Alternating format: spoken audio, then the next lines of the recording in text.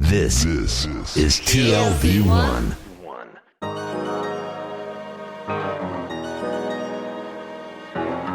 The Tel Aviv Review with Gilad Halpern. Hello and welcome to the Tel Aviv Review, a program dedicated to the word, to the thought and to debate, brought to you by the Van Leer Jerusalem Institute, which promotes humanistic, democratic and liberal values in the social discourse in Israel. I'm your host, Gilad Halpern, and every week I'll be engaging in close encounters of the intellectual kind with writers and scholars, or simply people of ideas of all types and vocations who have done something to make our lives a tad more interesting. My guest today is, among her many vocations, a policy fellow at Mitvim, the Israeli Institute for Regional Foreign Policy. Her field of research is comparative politics, especially in and around national conflicts, in which capacity she just published a paper comparing our very own Israeli-Palestinian conflict to that of one of our closest neighbours, Cyprus. Dr. Dalia Shenlin, hello, and welcome back to the Tel Aviv Review. Thank you, Gilad. Thanks for having me. So before we delve into the nitty-gritty of the two conflicts, let me ask you this by way of introduction. How useful, really, is the comparative approach to studying conflict? As an exercise, I mean, because they're never identical, and when learning lessons from elsewhere, you run the risk of formulating conceptions that are not always valid. I know that asking you this is like asking a Catholic priest whether Jesus is our Lord and Savior, but please explain. I do sometimes feel like I'm on a bit of a mission to promote the idea of comparison, but it doesn't come from any personal agenda. It's just that I've worked in many of these places. I've experienced many of these conflicts firsthand. Certainly in Cyprus, I've both worked there, I've visited there, and I've actually lived there for a number of months. And I'm always struck when you look deeply and really kind of get into the heart of what goes on in the dynamics of those other conflicts, how similar we are. Why is it important? Because I think it humanizes what we're going through. We have a tendency in this conflict to think that we are the biggest victims ever, whichever side you're on, and that the other side is the worst enemy ever. And the truth is, when you look at other conflicts, you find out that that's really not the case. Or it is the case, but that every other conflict feels that way too. And I think that, first of all, humanizes us and makes us realize that we do have shared human concerns. We're behaving the way other people behave in conflict. It gives us a sense of proportion. A sense of proportion. That's one reason. The other thing is I think we can learn from the overlapping core issues even when they're not identical. Of course, they're not identical. No two human beings are identical either, yet we still find means of communication and, solidarity and understanding and empathy. So by the same logic, we may not have totally identical issues, but when there are some overlapping core problems, like disputes over sovereignty, self-determination, land claims, rights of return, we can learn from the policy ideas that come up and see if any of them are applicable to our conflict. And especially when we feel sort of atrophy in our environment here in the Israeli-Palestinian conflict, nothing seems to be moving ahead. Sometimes you just need outsider perspective to shake things up. That's a second reason. If I may, I have a third reason, which is also to understand the conflict dynamics. So there's the human dimension, there's the actual policy dimension, but then there's also understanding how the social and political dynamics develop around it. When is a conflict ripe to be resolved? When is it likely not to be resolved? What are the possibilities of escalation? Those are what I call the other bigger conflict dynamics that are useful to understand from other places so we can get a little perspective on what might happen and what are the opportunities and dangers in our own. Mm-hmm. So having said all that, do you think that the Cyprus conflict is something to look up to? Because just like our conflict, it's still unresolved. So what are really the lessons that you can draw? Yeah, well, that's a very good question. I mean, it's so much easier to want to look and more optimistic to look at conflicts that have had some sort of, motion towards resolution. I mean, what we see very often is comparisons to Northern Ireland, certainly after the Good Friday Agreements in 1998, and South Africa, the transition from apartheid. People see them as measures of success. Well, first of all, those conflicts have reached a measure of success, but there are still lots of ongoing problems. So we look up to them, but we fail to understand that we need to also learn from their problems. And then there's the unresolved conflicts like Cyprus. And one could say, why should we look up to a conflict that is no more resolved than ours? Well, we shouldn't necessarily look up to them in terms of being unresolved. But it is an interesting dimension of comparison because what you see increasingly here are certain political voices saying, well, we can manage this conflict. It doesn't need to be resolved necessarily. Look at Cyprus. So I say, fine, if you want to look at Cyprus, let's look deeply and figure out how that's really working out for them. Mm-hmm. By certain measures, I can understand why certain politicians take that line of thinking because there's not much violence there. By other measures, it's not a very good comparison. And if the politicians are going to make that claim, they've got to really understand what they're talking about. All right, we're going to get to that in a second, but I feel that we might be getting ahead of ourselves because we haven't really laid out the principles, the fundamentals of the Cyprus conflict. And if you can, while you review the brief history of the conflict, make references to how and why some elements are comparable to ours. Mm-hmm. Yeah, well, I mean, the conflict, many people look at the start of this conflict as 1974, when the Turkish army invaded and took over about a third of the island in response to an attempted coup of the leadership on the Greek Cypriot side. But like so many other conflicts, including ours, the date that it starts is even disputed between the different sides. So let's work backwards. The island is divided between Greek Cypriots and Turkish Cypriots. The south part is run by the Greek Cypriots, called Republic of Cyprus. The northern portion is called either Northern Cyprus, or some of the political forces would call it the Turkish Republic of Northern Cyprus because it has declared independence. But that all happened in 1974. Let's start way back because, like our conflict, this is really ancient. And in the national sort of mythology of both sides, there's an ancient history to this. The Greek side looks at Cyprus as the birthplace of Aphrodite, integral part of their Greek mythology and national identity. And the Turkish Cypriot side is a little bit different. They don't have quite the same sort of mythological and religious almost attachment. And the Ottomans only actually entered the island in the 16th century. But for the Turkish Cypriots, they'll still look at this as an island that is very integral to Turkish identity. And there's even a narrative that Cyprus was once actually part of the geological formation of Anatolia. It's not really proven, but, there's this mythology that is part of their identity, like we really are part of Turkey. So this goes way back. Was it promised to any of them? Depends on what you call a promise and who you believe. But let's skip ahead to basically the 20th century or late 19th century, when a lot of this stuff really starts to heat up. The Ottoman Empire has been in control. The Ottoman Empire eventually falls apart. British Empire takes over. And so, this is a British colonial society. And Greek nationalism starts to rise in Greece in the latter part of the 19th century. And in the 1950s, I'm going to move ahead, in the 1950s, there's sort of an upsurge of Greek national identity and a desire for Cyprus to be unified with Greece. And that is under the rallying cry of the Greek word enosis, which means unification. And the Greeks begin sort of rebellion against British colonial authority. The British, using classic colonial divide and conquer tactics, used Turkish auxiliary police to help put down the riots. So now you've got deep intercommunal tensions, even though most of the society was really mixed. They put down the rebellion, but by 1960, the British understand what's up, and Cyprus gains its independence. They develop a constitution. It's what we call a consociational constitution, which gives guaranteed constitutional representation for the two different communities. In other words, they recognize this is a society of Greek and Turkish Cypriots, again, still living largely in mixed communities and in relative peace, other than, these growing tensions where both national forces are starting to have a little tit-for-tat violence. The consociational constitution is supposed to give them both guaranteed representation according roughly to their proportion in society, and certain protections like veto rights and rotating presidential positions, executive positions. What happens is that within 3 years, that arrangement falls apart. In 1963, the Greek Cypriot members of the government pass constitutional resolutions that were, basically disadvantageous to the Turkish Cypriots. They then decide they're not going to accept these resolutions. They feel they're forced out of government. The Greek Cypriots say, well, you just didn't accept the constitutional reform, so you're out of government. There's a big split. There's violence, and this is the beginning of the separation of communities. So many of the Turkish Cypriots... the physical separation. A physical separation, because what happens is because of some of this intercommunal violence, the Turkish Cypriots from mixed villages actually end up sort of coming together and living in enclaves, essentially. And there's sort of a siege put around those enclaves so that they really are living in difficult conditions for about 11 years. And so for the Turkish Cypriots, they look at 1963 as the beginning of the conflict and the beginning of their suffering. Then you have incremental sort of movement of the population. But again, the mixed villages, there's still a lot of these enclaves.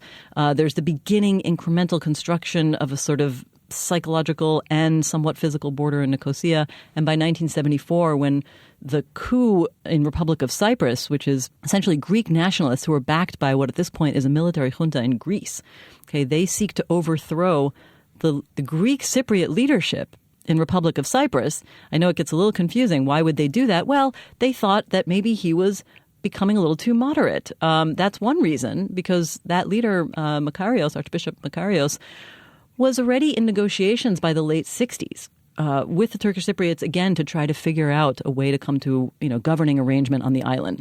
And this is the interesting thing. Those negotiations have essentially been going on since the late 60s. Yeah. So what were the two sides really seeking? Were the Greek Cypriots looking for some way to exert their unique and exclusive power over the Turkish Cypriots, and the Turkish Cypriots, for their part, were looking for power sharing of any sort? Yeah, I mean, you could say that, but it really depends on which side you believe or which narrative you believe. I mean, the Greek Cypriots would say, well, it's really our island, at least in the hardline narrative. And of course, we own the whole thing and it should be one state. The formulation of the negotiations have been around something called the bizonal bicommunal federation. So there is a theoretical acknowledgement that because there is this Turkish Cypriot community since 1974, the coup and the Turkish invasion, there has been a real separation of the populations. And there's an understanding that they need to have some sort of autonomy or self-determination. And I will also mention the rallying cry of the Turkish nationalist side, which is Taksim, and that means partition. So the hardline sort of Turkish Cypriot narrative would be that we need to partition this island into two states. Again, Turkish Republic of Northern Cyprus is a name that grew out of these, first a declaration of a federated state shortly in the year after the Turkish army invaded, and then in 1983 an actual declaration of sovereignty, which is almost essentially unrecognized other than for Turkey. So you have this kind of quasi-sovereign situation, or not really, de facto, many different names So for we it. are talking here as well about a two-state solution versus a one-state solution. Though the one-state solution is not the one that we talk about here, in the sense that it's completely egalitarian. Right. Well, I mean, I think the overlap is that there's a question over separation or togetherness. Can these two ethnicities live together? What would it be like? What's the character of the society? Who owns the land? The difference is that there, the idea of a one-state solution is considered the more moderate approach. And when I say one state, I mean a federated state. So it's understood that there would be two separate constituent states, but that they would have, a unitary government as well. That unitary state is considered the moderate mainstream option. And most of the negotiations for all these decades of exhaustive negotiations. It's another point of comparison. Like Israel-Palestine, been in negotiations for many years, for decades, around a formulation that is essentially accepted. Yeah. And again, the difference So what is really the roadmap to peace in Cyprus? What are the elements of it? Yeah, well, again, the basic formation is this bizonal bicommunal federation. And the understanding that there are two geographically distinct parts of the island, from northern Nicosia and sort of that one-third of the island, it's sort of jagged diagonal line that they call the Green Line, another funny point of comparison. That would be essentially the side for the Turkish Cypriot population, and the rest of it would be the Greek Cypriot population, but they have, again, they're considered constituent parts of a federated state. So there is a separation, but there is sort of a togetherness. That's the basic contour. There's a question over how much the two sides really do internalize and accept this, but that is the roadmap. And then the other core issues that I think are really the thorniest ones that need to be resolved are what happens to portions of the land. I didn't really get into this too much, but in 1974, when the Turkish army came into the north, there were major Greek Cypriot communities in the north who fled or later left in population exchanges on both sides.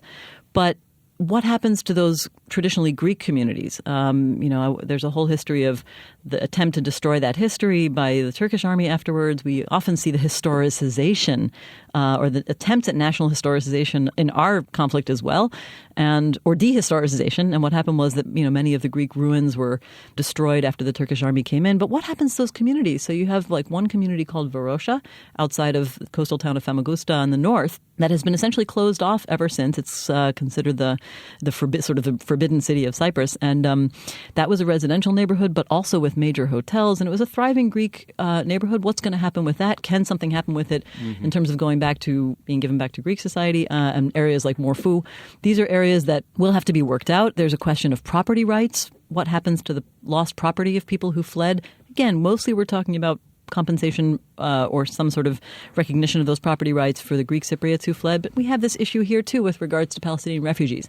How are we going to address the losses they suffered in 48? Those are interesting overlapping issues. In Cyprus, you also have big thorny question of guarantor powers, security guarantors.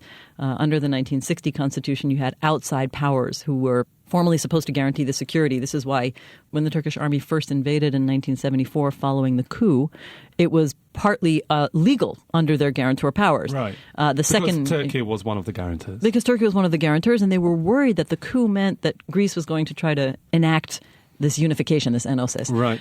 They then invaded a second time, which was considered illegal under international law. But going back to what you said earlier, that with the absence of violence, there isn't really much interest or any incentive in trying to move forward. So is this really the source of the stagnation in the peace process in Cyprus? The fact that there's no clear reason to move ahead?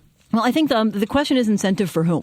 Some people think the Greek Cypriots may not have enough incentive. The Turkish Cypriots have a lot of incentive. They've been living for decades now in a sort of de facto state that is unrecognized by everybody but Turkey. And that doesn't make for an easy life. They don't really have an independent economic life. They can't manage foreign relations. They pretty much can't travel other than by going through Turkey. Now, since 2003, the Green Line in the island has been open, so they can cross over to other parts of Cyprus. But, it's not a normal economic development, and there's a sense of isolation from the world. It makes it really pretty to go visit because it hasn't really been touched by globalization. But it's not totally sustainable, and they're getting tired of living like that and feeling their increasing dependence on Turkey. However, the Greek Cypriots have become members of the European Union. Right. So really there's even less incentive or disincentive, as you call it in the paper, which is a word that I learned reading it. Well, I'm not sure if it's an official word, but it probably should be when it comes to conflict resolution.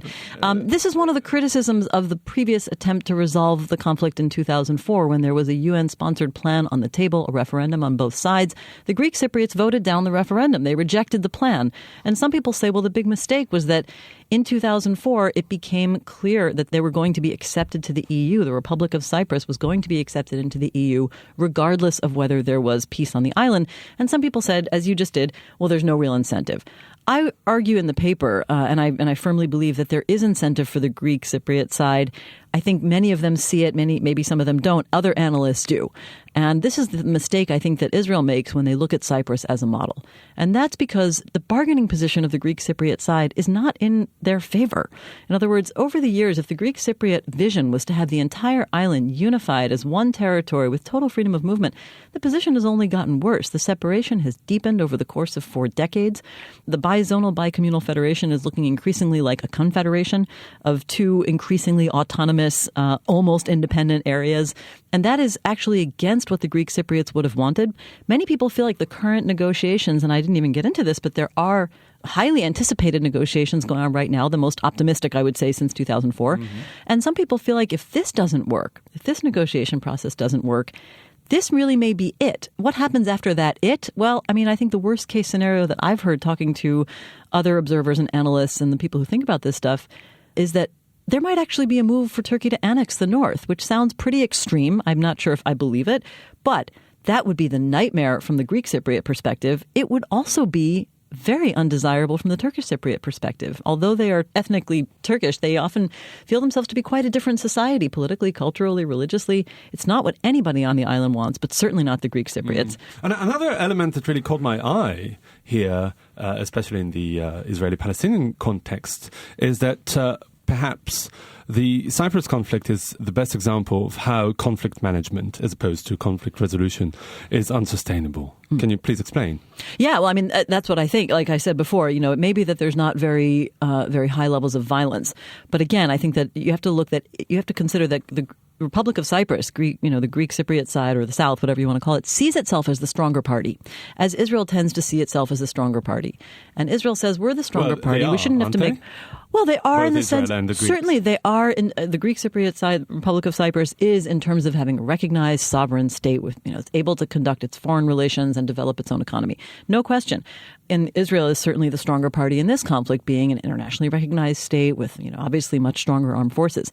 But that doesn't necessarily make for the better political bargaining position. In other words, we think that because we have political and military and economic strength on both sides, that we can wait it out and that time is on our side. Apparently, time and conflict dynamics and deepening political conflict dynamics don't necessarily recognize that real politic sense of political, economic, and military power. So again, I think the Greek Cypriot bargaining position has deteriorated over the decades, and I don't think they're going to get anything like, the completely unified open state that some Greek Cypriots still dream of, because we are looking at 2 autonomous and increasingly separate regions.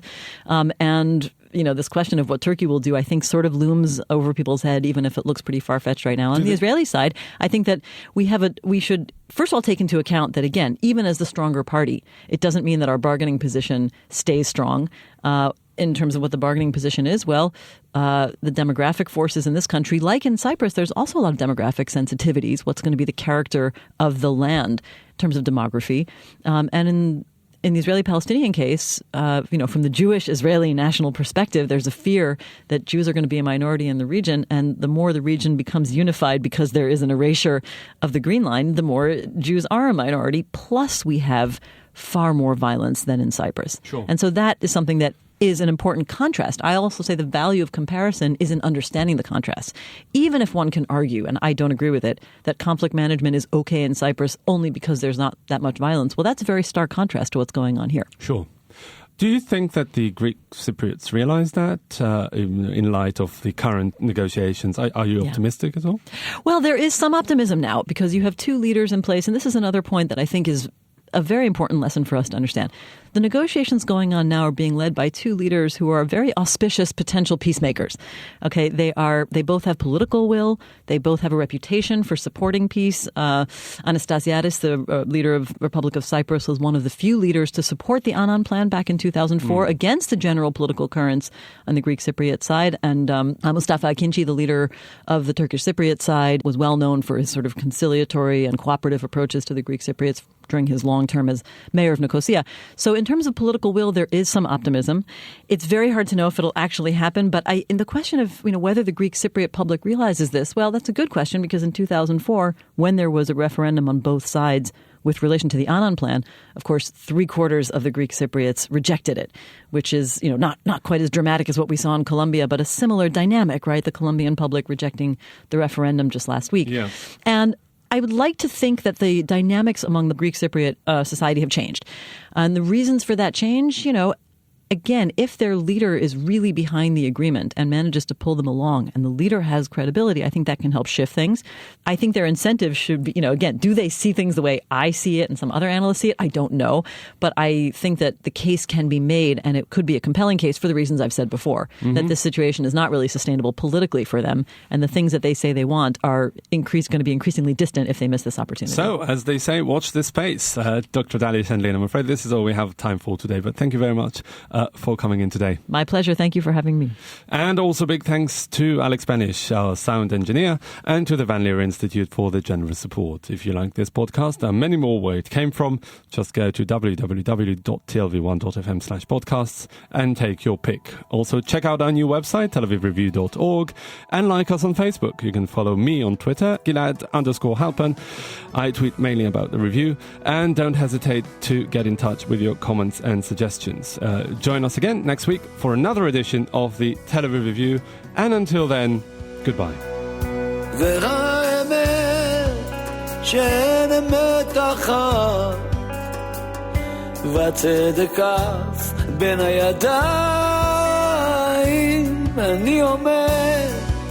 בגבול בת ים לבד והאמת מתעתעת